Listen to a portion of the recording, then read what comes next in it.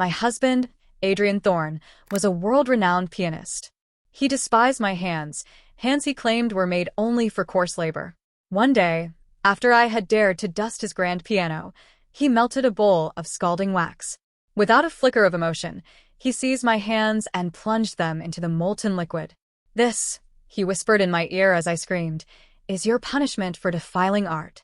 After that, I never touched his precious piano again. Until his birthday. That night, he came home drunk. He took my hands in his, guiding them across the black and white keys, playing the favorite song of his first love. Tears streamed down his face as he murmured, "So, your hands can be this soft too." In that moment, I believed he had finally let go of the past, that he had finally seen me. But the next morning, two burly men held me down while Adrian took a hammer and, with the chilling precision of a metronome, shattered the bones in my fingers, one by one. He watched me writhe on the floor, then calmly poured himself a glass of red wine. "How dare these hands," he mused, voice cold as ice, "recreate a melody meant only for Celeste. Garbage must be destroyed." The fluorescent hospital lights were a harsh glare, and I wanted to shield my eyes, but my hands were wrapped in thick white bundles, suspended above the bed. Every breath sent spikes of agony through them. My orthopedic surgeon held up the x-rays, his expression tight, with professional regret. "Mrs. Thorne, you have comminuted fractures in all 10 fingers. Nerve reconstruction in 3 of them was not optimal. You'll need to avoid lifting heavy objects and any fine motor activities from now on." Adrian hadn't just broken my hands. He had taken a hammer to my life itself, smashing it to pieces. I stared at the gauze-wrapped stumps that used to be my hands. I tried to smile, but my lips refused to cooperate. The door creaked open. Adrian walked in, impeccably dressed in an expensive bespoke suit, a figure of sterile perfection in the drab hospital room. He didn't look at me.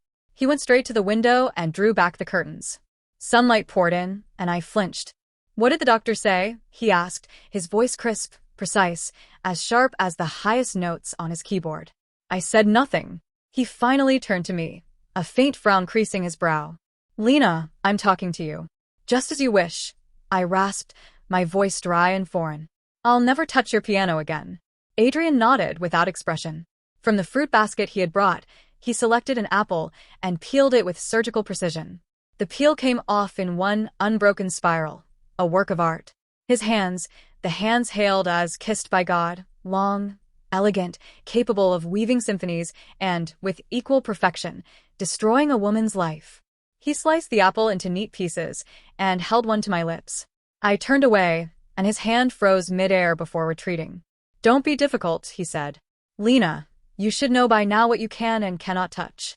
He ate the apple slowly, deliberately, savoring my fear. "That melody does not belong to you. Remember this lesson." After Adrian left, my mother-in-law arrived, carrying a thermos of chicken soup. She slammed it onto the bedside table. The greasy smell hit me like a wave, and I fought the urge to vomit.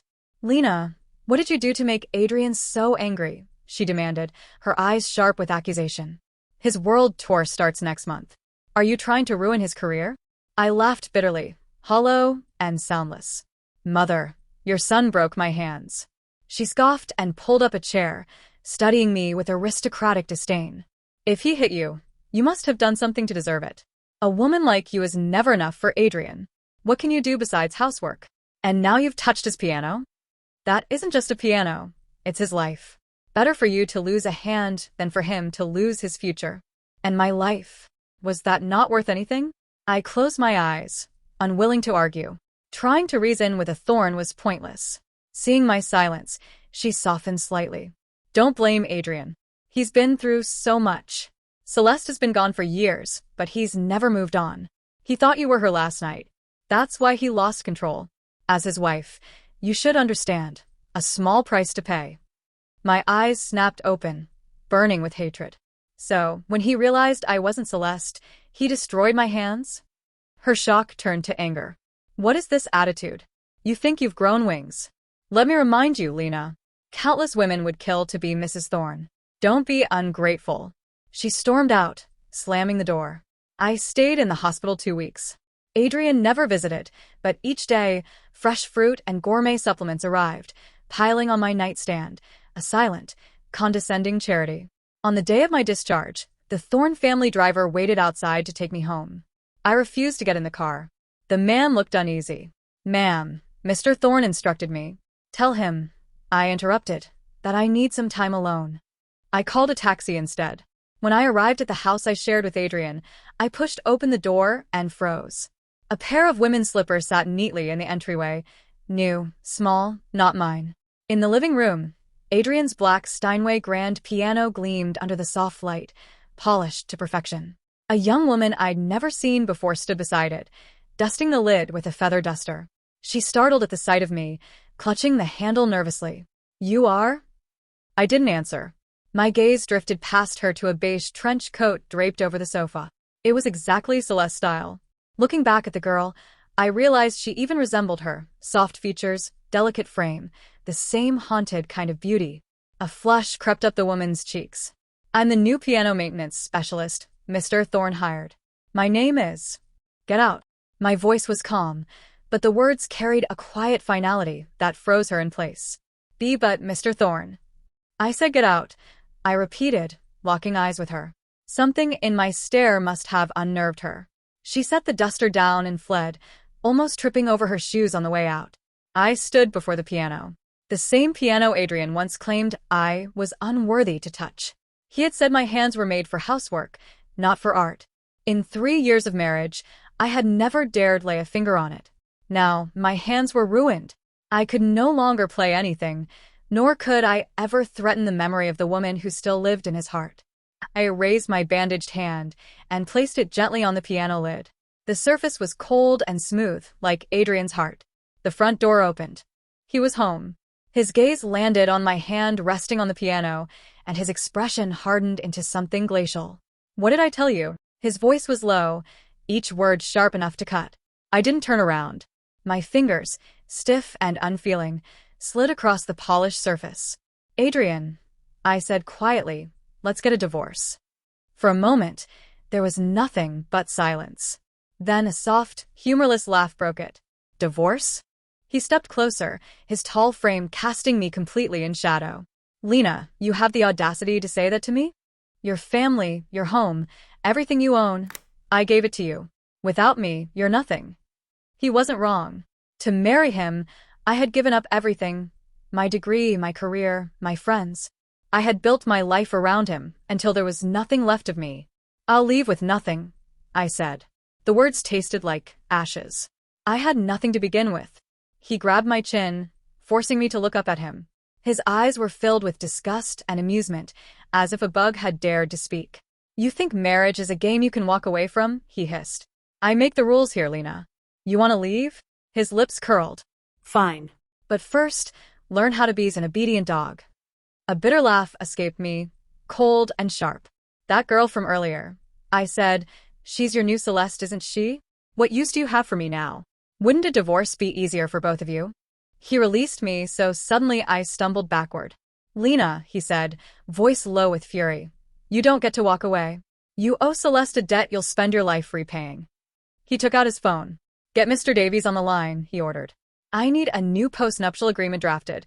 Include clauses about loyalty and obedience." Then he hung up and left, without looking back. Adrian didn't come home that night. I sat alone in the cavernous living room until dawn painted the sky gray. The next morning, Mr. Davies arrived, the same lawyer who had witnessed our wedding. His face was unreadable, his tone professional. "Mrs. Thorne, this is the new agreement Mr. Thorne instructed me to bring." I took the papers and skimmed them. Each line was a masterpiece of control. I was forbidden from initiating divorce proceedings, from defying Adrian's will, or from maintaining unnecessary contact with any man. Even my parents would have to submit a written request to him before seeing me. The final clause made my blood run cold. If I violated any of these terms, all assets in my name, including the house my parents lived in, would be repossessed. That house had been a gift from Adrian before our marriage, though the deed had always been in my name. I saw now what it really was, a leash disguised as generosity. "Mrs. Thorne," Mr. Davies said, offering a pen, "if you have no objections, please sign here." My hands were still bandaged. I couldn't even hold the pen. The sight was almost laughable. I looked up at him. "And if I don't sign?" The lawyer adjusted his glasses, avoiding my gaze. You know Mr. Thorne better than I do. He doesn't leave room for refusal. A bitter laugh slipped from my throat. Of course he didn't. Adrian Thorne always got what he wanted, including people's souls. Just then, my phone buzzed. An unfamiliar number. With the one finger I could move, I answered. Is this Lena? The voice was soft, steady, and strangely familiar. This is Samuel Reed. Samuel Reed. The name alone sent a tremor through me. He had been my senior back in university, the only person who ever truly understood my music. After graduation, he'd gone abroad for a medical fellowship, and we had lost touch. Samuel? My voice quivered. It's me, he said gently. I just got back. Found your number through an old friend. He hesitated. You don't sound well. Are you all right? I gripped the phone tightly, glancing from Mr. Davies's expectant face to the humiliating contract lying on the table. My throat burned. I couldn't cry. Not now. I'm fine, I lied, forcing steadiness into my voice. Just caught a little cold. Where are you? He asked. I'm at a medical conference nearby. If you're free, we could meet. My heart thudded painfully. Adrian's words echoed in my head. No unnecessary contact with any man. Mr. Davies's watchful eyes made my skin crawl. I turned toward the window and spotted a banner fluttering across the street. International Medical Exchange Center. An idea struck me. Reckless, desperate, but maybe my only chance. Samuel, I whispered, I can't leave right now. But can you do something for me? Anything, he said without hesitation. Call the police, I said quickly. The address is 22 Blackwood Lane. Someone's being held here against their will. Mr. Davies's face drained of color. Mrs. Thorne, have you lost your mind? He lunged toward me, reaching for the phone. I twisted away, clutching it to my chest. Hurry, Samuel, I shouted. There was a pause, then Samuel's voice came, steady and sure. I'm on it. Hold on. The call ended. Mr. Davies's composure cracked, his voice shaking with fury. You really think the police can help you? This is the Thorne family, Mrs. Thorne. They won't dare interfere. I met his glare, my voice cold and steady. We'll see about that. Within 10 minutes, the distant whine of sirens grew louder until it filled the street. Mr. Davies's skin turned the color of ash. 2 officers entered the mansion. Their expressions hardened when they saw my bandaged hands. Are you the one who called? One asked. I am. I told them everything, the assault, the threats, the contract. Mr. Davies tried to twist my story into a petty domestic argument, a wife exaggerating her troubles. The police ignored him. Do you want to press charges? One of the officers asked. I looked down at my ruined hands, then at the contract that spelled out my servitude. Yes, I said. For assault, unlawful confinement, and psychological abuse. They took both of us to the station. Soon, a wave of lawyers arrived, sleek suits, polished shoes, all wearing the Thorne family crest of arrogance. Adrian didn't come. Of course he didn't. I was beneath his notice now. Just as Mr. Davies predicted, their power turned the case into farce. Assault? No medical evidence reported in time. False imprisonment? She was in her own home. Psychological abuse? Subjective and unprovable. The charges dissolved into dust. The officers offered a polite mediation, labeling the entire ordeal as a domestic dispute. I was left with nothing but humiliation. By the time I walked out of the station, night had fallen. A black Bentley waited at the curb, one of Adrian's cars. I didn't even glance at it. A white sedan rolled to a stop beside me. The window lowered. Samuel leaned out, his face filled with worry. Lena, I'm so sorry.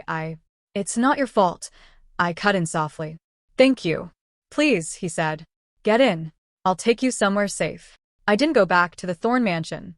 Samuel brought me to an apartment he owned, a quiet, sunlit space that felt like another world. You'll be safe here, he said. Stay as long as you need.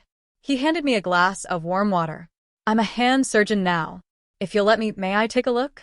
I hesitated, then slowly unwrapped the bandages.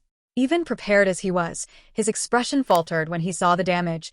Mangled joints, uneven scars, skin still red and tender. For a moment, his composure broke, replaced by something close to grief. He examined each finger carefully, his touch featherlight. The chance of a full recovery is small, he said finally. I know, I replied quietly. But it's not impossible, he added, meeting my eyes. There are new surgical techniques, nerve repair, tendon grafting. It'll be painful, and success isn't guaranteed. But there's still hope. I felt something unfamiliar stir inside me, something I hadn't felt in years. Hope. You haven't changed at all, Samuel, I murmured, a faint smile breaking through. You still believe in miracles. He smiled back. And you should, too.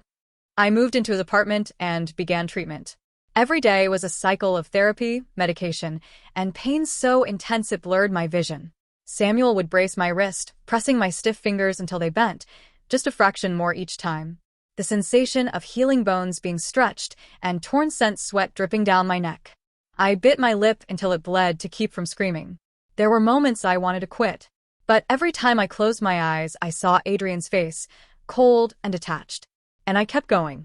Just a little more, Samuel would say, his voice steady beside me.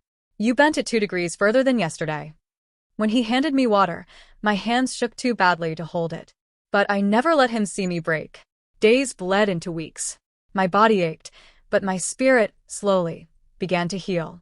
Still, the silence from Adrian's side unsettled me. No calls, no messages, no men sent to drag me back. It wasn't mercy. I knew him too well. This was only the calm before the storm. A man like Adrian Thorne didn't forgive. He waited. A month later, I could finally curl my fingers into a weak fist. They were still stiff and disfigured, but to me, it felt like reclaiming a piece of my soul. That night, Samuel came home with a small cake to celebrate the milestone. As we ate, the television droned on in the background, financial news, until a name made my fork freeze midair. Renowned pianist Adrian Thorne announced the launch of the Moonlight Charitable Foundation, dedicated to supporting talented young musicians from underprivileged backgrounds. The foundation is named in honor of his late first love, the gifted prodigy, Miss Celeste Moon.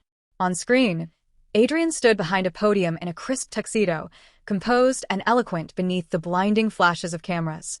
He spoke of Celeste's dreams, her passion, her tragic death, and how he intended to carry on her legacy. Millions were moved by his words. I, however, felt something else. The fork scraped harshly against the porcelain plate. Lena, are you all right? Samuel asked, noticing my expression. I turned off the TV. I'm fine. But I wasn't. Later that night, I opened an old, forgotten email account. Dozens of unread messages blinked back at me, all from the same sender. Celeste's mother. I met Adrian because of Celeste. She had been my best friend, my other half. We shared everything, until the day she slit her wrists beside that Steinway piano. Her death had become Adrian's eternal wound and my lifelong punishment. He was convinced I had driven her to it. And less than a year after she died, I married him. The world called me a viper who had stolen her place. I never defended myself. I thought that by keeping quiet, by loving him enough, I could someday heal his pain. But now I understood. Adrian never wanted healing. He wanted someone to bear the weight of his grief, someone to hate when he couldn't hate her. I clicked open the newest email. Lena, you venomous snake. Did you think you could hide forever? Adrian has created this foundation, and the world will finally see how extraordinary my Celeste was. You will be cursed and shamed for the rest of your miserable life. I stared at the words, then typed a single line in reply. Ma'am, have you forgotten why Celeste really died? Then I pressed send. Adrian's silence had always been a warning, the quiet before the strike. And I was right. Within days, the internet erupted with scandal. Every gossip site, every entertainment column, every anonymous post painted me as the villain, a jealous, talentless woman who had used her resemblance to Celeste to trap Adrian. They said I'd stolen Celeste's compositions, that I'd envied her talent and driven her into despair. Someone even fabricated a story about an argument we supposedly had on the day she died. The lies spread like wildfire. Comment sections overflowed with venom. This woman is disgusting. Heart of a viper. Divorce her now. #Justice for Celeste. I had become public enemy number 1. Samuel wanted to hire a PR team, but I stopped him. It's useless, I told him. This is Adrian's stage, and he's already written my part. Nothing I say will change the script. So, you're just going to let them destroy you? He asked, desperate. I smiled faintly. Don't worry, Samuel. Let them scream.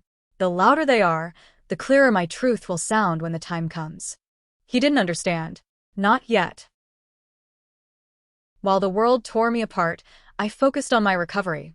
Day by day, my hands grew stronger. I could finally press a few keys again, the sound clumsy but alive.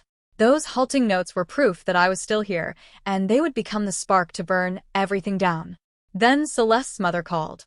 Her voice was shrill, dripping with rage. "Lena, what are you trying to do? Are you trying to ruin my daughter's memory?" I listened calmly, then asked, "Do you remember the time you dumped a bowl of ice cream on Celeste's head because she missed a single chord?" Silence. I knew she remembered. Celeste had lived under suffocating perfectionism, every breath measured, every mistake punished. I had protected her when I could, writing for her, helping her shine. The year we met Adrian, we composed a piece called Divergence. I wrote it. Celeste merely refined a few notes. But she told Adrian it was hers, and I let her. I loved her too much to take that from her. I thought it was harmless. I didn't know it would lead to tragedy. Celeste's mother never contacted me again after that. She finally understood. Much of her daughter's genius had been built on my shadow. We had been two halves of one creation. She, the performer, I, the composer. Until Adrian. He was the light that entered her life, but also the flame that burned us both. His love consumed her, twisted her fear, and when I became the threat she couldn't face, she erased me. She became the legend, and I became the ghost behind her music. The Moonlight Foundation's launch ceremony was set for the following month at the Grand Symphony Hall. Adrian would perform what the media hailed as Celeste's posthumous masterpiece, a never-before-heard sonata titled Starlight Wish. The press called it a spiritual dialogue between two souls, transcending life and death. I watched Adrian's solemn face on the screen, speaking so earnestly about love and loss, and felt nothing but bitter amusement. Because Starlight Wish was mine. I had written it on my 18th birthday, a song of youth, hope, and defiance. The manuscript had been locked away in one of my old boxes for years. So, how had Celeste gotten it? I called her mother. She answered this time, her voice brittle and weary. "What do you want from me, Lena?" "I don't want anything," I said quietly. "But I need a favor. I'd like to give Adrian a manuscript on the day of the ceremony. Consider it a belated apology to both him and Celeste." There was silence. Then her tone softened. "Lena, do you hate me?" "I used to," I admitted. "I hated both of you for using me and then discarding me. But now, I'm just tired." And I was. I had spent half my life protecting a lie and loving a man who never saw me. I was finished. Her next words surprised me. "Give me the manuscript. Whatever you're planning, I'll help. Think of it as my atonement." For the next month, I stopped my rehabilitation. I shut myself inside Samuel's music room and sat at his mother's old upright piano. With my damaged hands, I played Starlight Wish again and again.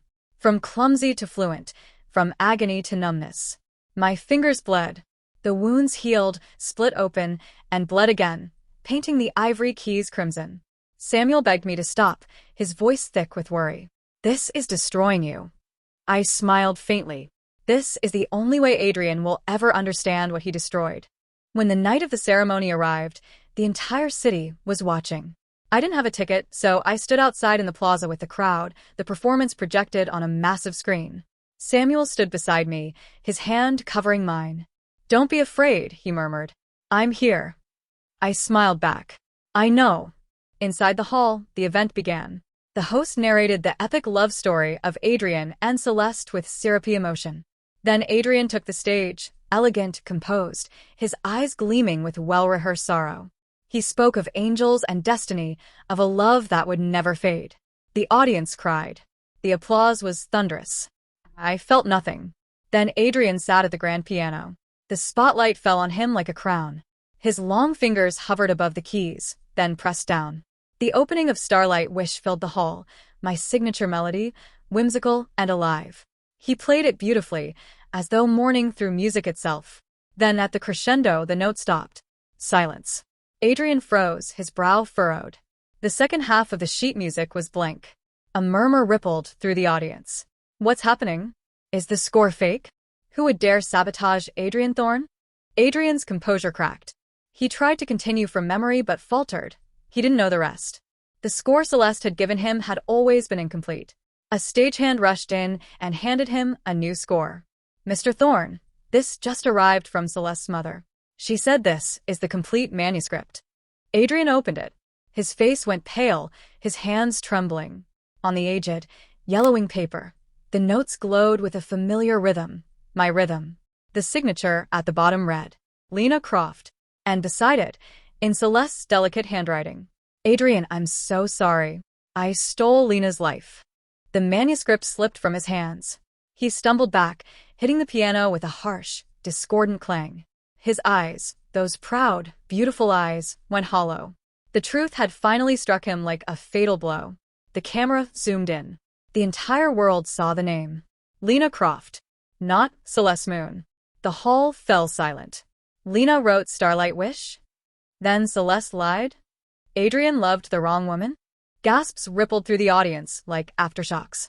And then, from the shadows, a new sound rose. An old, unused piano stood in a forgotten corner of the hall. A woman in a simple white dress sat before it, her hands wrapped in faint gauze. I began to play. The second half of Starlight Wish. The true ending. It was not a lament but a resurrection. Wild, defiant, radiant with hope. Each note was a heartbeat, every crescendo a cry for freedom. It was the sound of my soul breaking free from years of silence. Every gaze turned toward me, even Adrian's.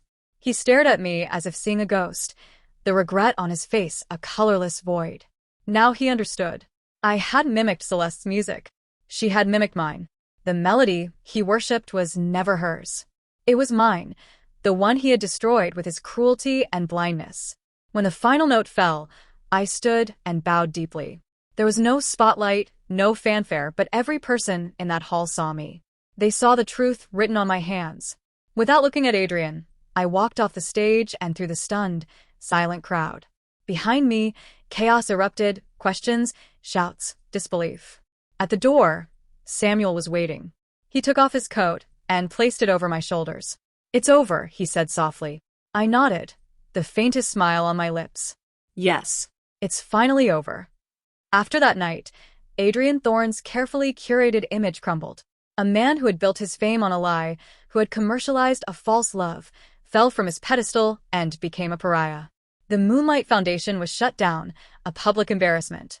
His world tour was cancelled. Rumors swirled that he had barricaded himself in his mansion, destroyed his beloved Steinway, and fallen gravely ill. Thorne Corporation's stock plummeted.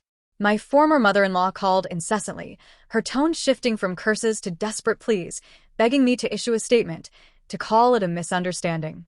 I never answered. The divorce was swift. Surprisingly, Adrian handed me nearly everything, transferring all assets in his name to mine, including the very mansion where he had once held me captive. When Mr. Davies brought the papers, his tone was humble, almost deferential. Mrs. Thorne, no, Miss Croft. Mr. Thorne says this is all he owes you. I signed quietly. I didn't need his compensation. I was merely reclaiming what had always been mine. Years passed. Under Samuel's devoted care, my hands healed remarkably. They would never regain the strength and agility of my youth, but I could play simple pieces with ease. I never returned to the concert stage.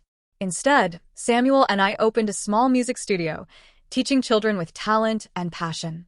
Occasionally, I'd hear news of Adrian. He never touched the piano again. He turned to producing obscure classical records that few bought. Time had aged him, his hair white, his back stooped. The brilliant, arrogant artist had vanished. Once, I saw him at a local competition supporting a child he sponsored. Our eyes met across the crowded room. He froze, his lips moving as if to speak. Then he gave a long, respectful bow. I held his gaze for a moment, then turned back to my student. There was too much between us. There was no going back. On the 5th anniversary of our studio, we held a small recital for parents and students. The room was warm and joyful. I played the final piece, a new composition I called Rebirth. When I finished and rose to bow, I saw a familiar figure in the back, Adrian. He had slipped in unnoticed, holding a worn CD case. I compiled this, he said, his voice raspy. It's all your compositions from university. I've had the copyrights restored to your name. Lena, I'm sorry, he continued, his voice breaking. I spent my life chasing a false moonlight, never realizing the real star was beside me all along, and I treated it like dust. I was the one who extinguished it. I'm not asking for forgiveness, he added. Just please don't give up your music because of me. He placed the CD on a nearby table and bowed once more. This time, I didn't look away. The love and hate that had defined my life settled into a quiet, reflective sigh. I picked up the CD and gave him a slight nod. Perhaps I had forgiven him, or perhaps I had simply forgiven myself, the foolish, stubborn girl I once was. Later that night, I stayed behind in the empty studio. Moonlight streamed through the windows, washing the piano keys in silver. Samuel appeared quietly beside me. Together, we watched the moon in comfortable silence. After a long moment, he spoke. "What are your plans for the future?" I smiled. "What plans? I'll run the studio, teach my students, and live in peace." "And what about me?" His voice wavered, hope and nervousness clear in his eyes. "Can I be a part of that?" I turned to him. In the moonlight, his gaze was gentle, unwavering, full of quiet devotion. A ripple stirred in my heart. I didn't answer with words. Instead, I placed my hand on the piano keys and played the softest, most tender passage from Rebirth. Then, I turned to him and smiled, a genuine, heartfelt smile, long absent. With my other hand, I reached for his. He stiffened for a second, then his fingers closed around mine, warm and firm. It felt safe. It felt like holding the second half of my life, lost and now found.